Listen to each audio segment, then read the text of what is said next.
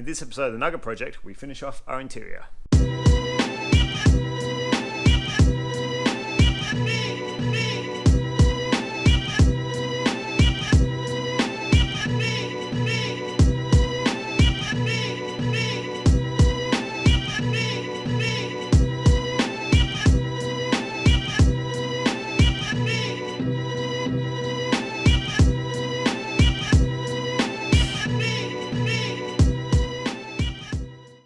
Alrighty, here we are at my second home, pick apart.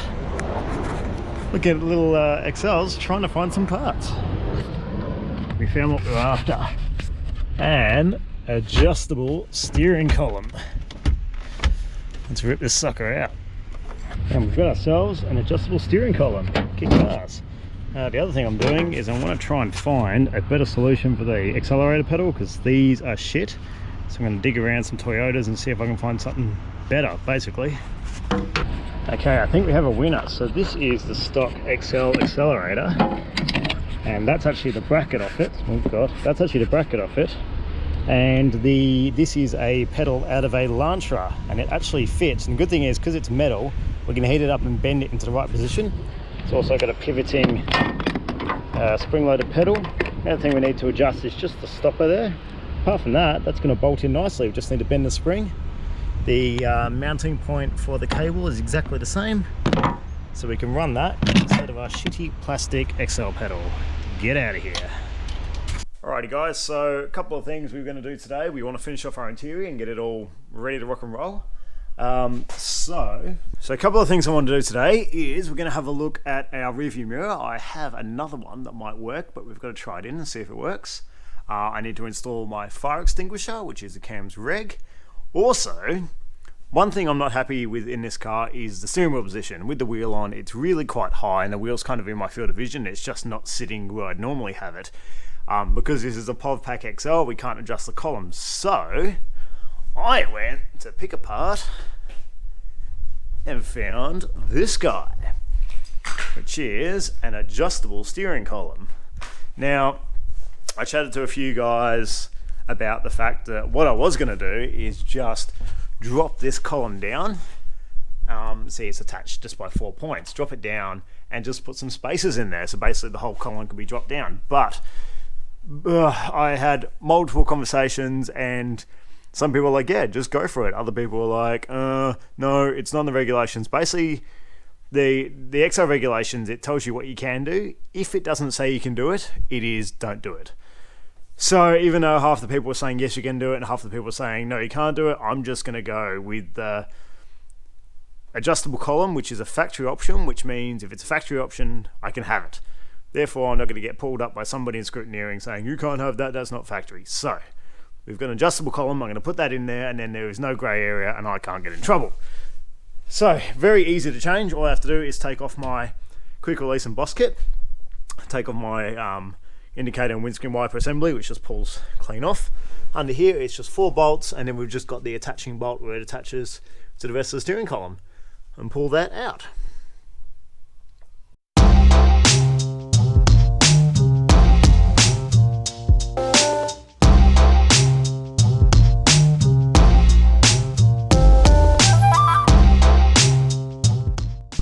So our old column is out, and we've got our new one all cleaned up and ready to go. The only thing we need to do, if you remember from older videos, if you guys have been watching for a while, is with the locking mechanism, we had to angle grind their security bolts, so they don't actually have heads. What they do is they wind it up to a certain torque setting, and then they actually snap the heads off. So you don't have anything, you can't undo it for security reasons. So we do have to grind in here, put a head on there, and we can undo those. This one obviously I have to do the same, so I have to take that one off, swap those over, and then we can bolt our new adjustable one in.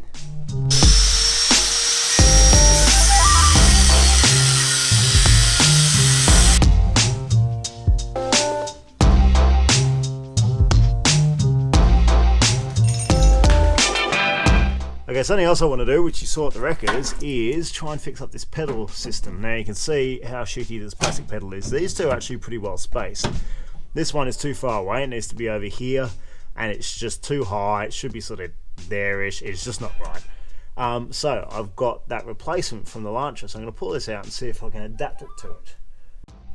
Okie dokie, so we've got our old pedal out, so this is why we're changing it. As you saw in the wrecker video, this is the plastic shitty thing that we're dealing with. It even has a plastic bracket that holds it to the car. It is terrible. Also, you can see by the angle of it, it sits super duper far away from the brake, so Grandma doesn't accidentally hit the accelerator instead of the brake when she's going for her groceries or going to bingo. But when we're racing, we don't want that. We want the accelerator close by so we can double declutch, flip the throttle, all those things. So this is our pedal out of our Hyundai Elantra. This bracket here is a metal bracket out of an XL. So same thing, but for some reason this XL had a metal one. You know, it must have been the race version. And I found a spring and I've bent that up, so that spring now works. The only thing, and also, yeah, it lines up at the top there. And I've just bent this a little bit so it clears some junk under the dashboard. The only thing we've got here is you can see this stopper. See this stopper here, obviously on, come on camera, wake up. You can see on this pedal here, that's the stopper there to stop the pedal, you know, like that's the limit. We don't have that on this because the stopper's nowhere near. So what I'm going to do is I've got a piece of steel plate here. We're going to cut out a bracket and that'll sit behind here, and I'm going to run a bolt with a nut on it, and we'll actually have an adjustable stopper on the back of that, so we can adjust where we want the pedal to stop, and that'll all bolt together and be pretty and lovely. So now we have to mark it up and get cutting and grinding.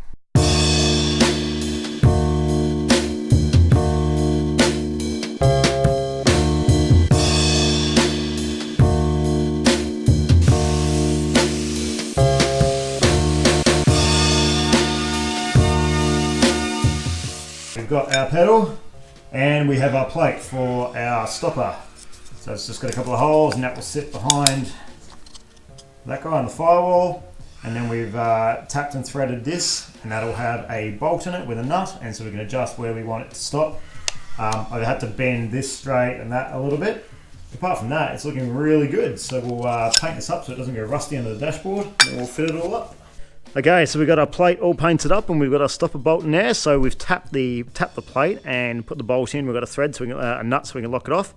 So that will all bolt together in there up to the firewall, and then we've got our stopper. So let's get it in there and see how it looks.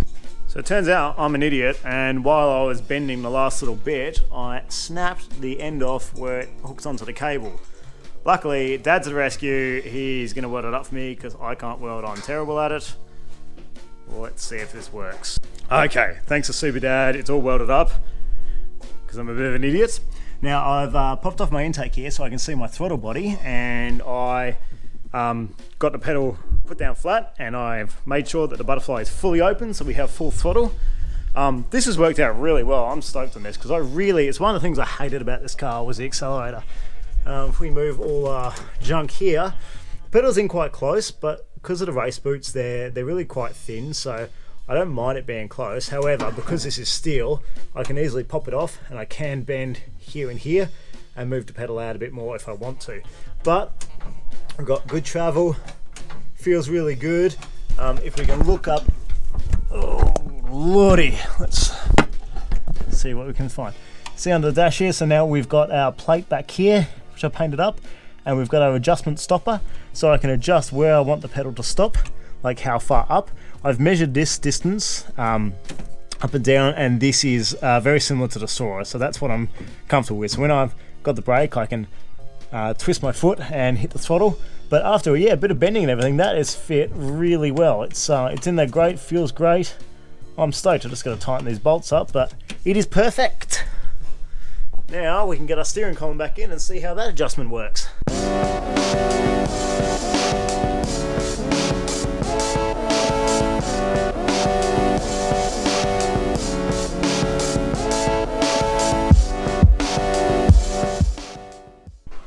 Alrighty, we're done. We've got our adjustable steering column in, so we can actually move the wheel up and down, but fully down. Oh god, hang on, I need to lock it off. Can't do it with one hand. Fully down, it is in a much better driving position for me. That is fantastic. I've adjusted up our Monster tacho, so it's completely clear in my hands, got a lot of room. Shift light's in a good spot and I can see everything nice and clearly. And the door still shuts, but I can't do it because the light's in there. You get the drift. It's very cool. And very cool thing is our pedals are all done. So I've now got a decent accelerator pedal and I can heel and toe a lot easier. Yeah, I'm stoked on that. That was something I really hated about this car and I'm so glad that's done. Now before everybody goes bitching and whinging about you've changed something, the CAMS regs do state that you are allowed to run, the pedals are free, you can do what you want as long as they use the same mounting position. So it's all the same mounting position, everything. I've just gone with a metal shaft on the pedal instead of a shitty plastic one. Yeah, it's going to be much nicer, much stronger, last a lot longer, and much nicer to drive. So I am stoked with that. Now, what's next? Okay, so I kind of skipped ahead a little bit here. A couple of things I needed to do was on the interior is these little plates. Remember I had holes in the floor, both sides. I've drilled and pop riveted both of those so they're in there nice and tight, and I'll give them a lick of paint to stop them looking crappy. Next thing is our fire extinguisher. So we do have to carry a fire extinguisher on board just in case everything goes up in flames. Let's hope it never does because that would be horrible. We have to have a metal cage for it. It can't be one of the plastic crappy ones. This is rated for race cars. It's a good little extinguisher. Now the regs state that I have to be able to reach this sucker while I'm strapped in but with loose harnesses. So I don't have to have my harness fully done up. I can have my loose harness. So I loosened off my harnesses, sat in there and saw I could reach. And the best spot I found, now I was thinking about either here, which I know a lot of guys run, here on top or here behind, but at some point I do want to run a passenger seat in this so I could take my lovely wife and my mates for a spin around track. So if I put it anywhere near here, it's obviously going to be in the way because I want to use the stock sort of seat hole positions. So if I put it on the front here, it'll be out the way of a passenger seat, yet still easily accessible. So I'm going to use some big ass nutserts and get this bolted in. And boom, just like that, we have a very safe and secure fire extinguisher. Yeah, that's in there tight. That's actually rattling in the cage, not the cage rattling. I put the biggest nutserts in history in there, and then some high tensile cap head bolts, so that ain't going anywhere, which is great. Cool. So that is fire extinguisher installed. Pretty much our interior is done. I've got little things to do, but I've got a review mirror to go in, but I'll show you guys that next time because I need to print up some adapters for that. Yeah, other than that, interior is looking pretty sick. I'm stoked.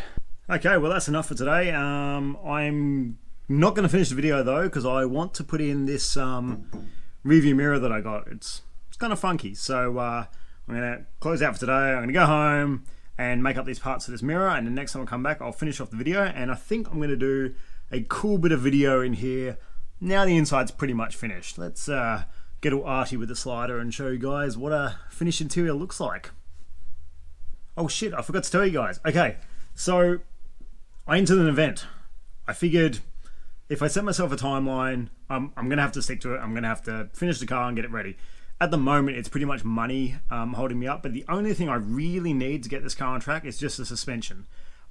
It's a couple of grand, but if I can save up that money in time, the event's in 7 weeks, so I've got 7 weeks to save up for it, putting it in shouldn't be a problem. I can do it in half a day, easy. And then just alignment, and I'm going to run the tyres on here. Everything else in the car is good to go. I've got a list of little things I need to fix up and tighten up, but apart from that, it's good to go. So yes, 7 weeks and we're going to get this puppy out. It's not a race, it's not anything. It's actually a hill climb, but it's going to be a pretty fun event. It's a really cool place. I've always wanted to run a car around there. So yeah, let's get this Nugget finished and get out there. We now have a deadline. Okay, a couple of days later and I'm back. So one of the last things I wanted to do was install our rearview mirror. So we've got our stock one, which to be honest is crap. Like from back here, I can see some of the rear window, but it's not that great. So what I have gone and bought is one of these guys. It is a convex racing mirror. and that basically gives me vision. I can see out the side windows, I can see out the back window and everything. It is really cool. And it comes with roll cage mounts. The only problem with this, and I'll explain all this in a minute, is that these mounts are too big for the roll cage, because our roll cage bar is quite small, as you can see. So what I always do, is I printed up these little guys. So we put that in there, little spacer, and that packs it out, and we can now bolt it to our smaller roll cage.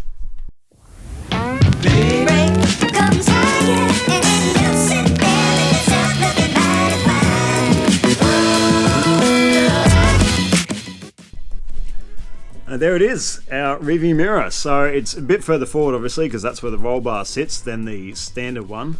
But from my point of view, sitting here, just as kind of my eye view, I can look up and pretty much I can see like all through the side window, all the back, and even sort of out the side of the car too. So it's really cool, and it's not much for me to flick my eyes up to that. It's pretty easy going. I just got to take the old one off. Now, the story with this one is I was looking at getting a big convex mirror like this, just so, you know, why not? I can see everything and makes life a bit easier. But on all the racing websites, there are $145 for one of these suckers.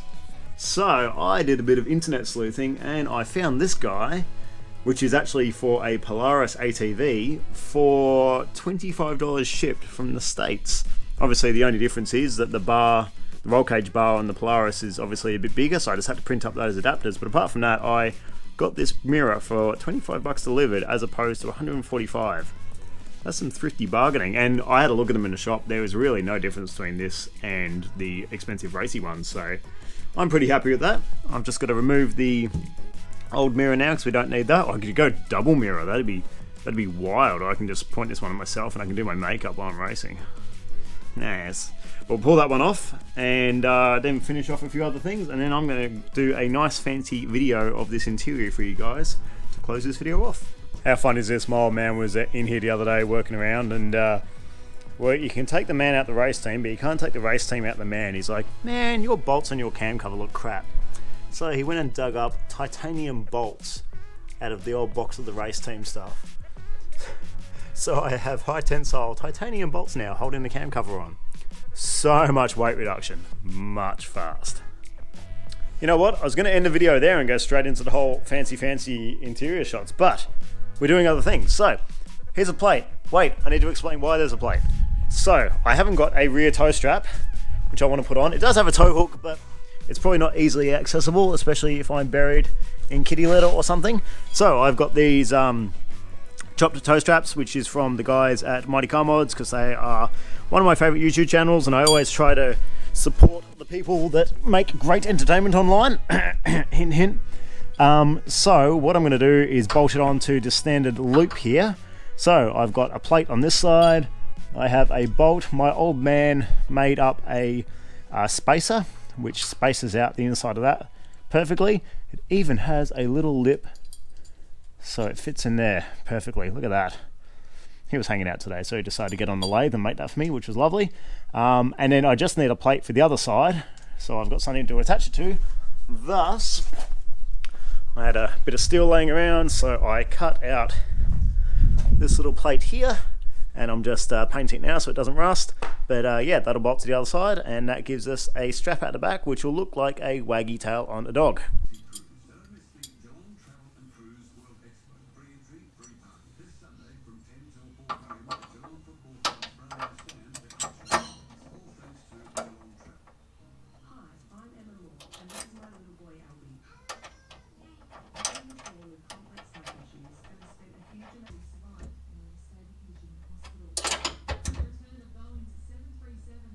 Are you happy, buddy? Are you happy?